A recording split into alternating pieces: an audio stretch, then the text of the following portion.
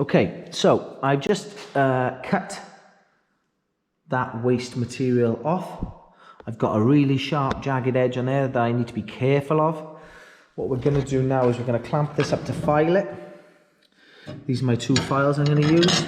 They're quite coarse files. You do get different types of files. These are quite coarse. I'm not going to leave it in the vise like that and file on the edge.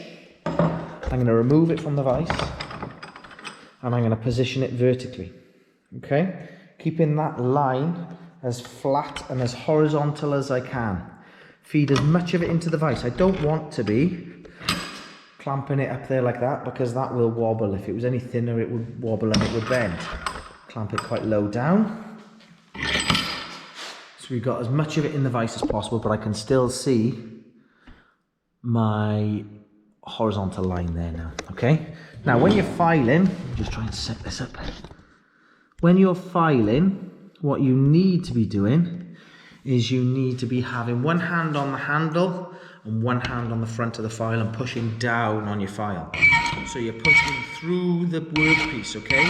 Using the full length of the blade. You don't use a file with a loose handle. Okay, if the handle's loose, you bang the file on the handle, not the handle on the file. Don't do it the other way around, okay? If you do it the other way around and it slips, then you can skewer yourself. Inside there's a tang. Let me just show you. If that one. Inside there's a sharp tang and you don't want that to be skewered into your arm. Okay, getting blood all over my floor. What you want to do is make sure that's nice and secure and safe in there as that one was, all right?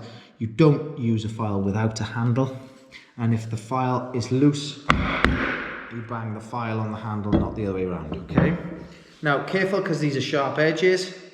You've got to be very, very careful here because iron filings, if you blow them around, blow them off your work, they could blow back into your eyes, etc. There's quite a lot of debris there. So one hand on the front of the file, one hand on the handle, and you push down. You want to try and impart as much friction as you possibly can with this, okay? So it's not all about going hell for leather. It's about nice, steady,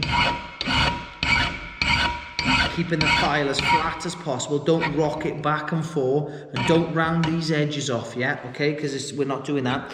We're going to just go down to the line, all right? So if you file and you stand directly in front of your work there, and you're back and forth, the noise is horrendous, right? If you stand to the side and you sort of file on a diagonal, you reduce the vibration, okay? So you can file that using the full length of the file.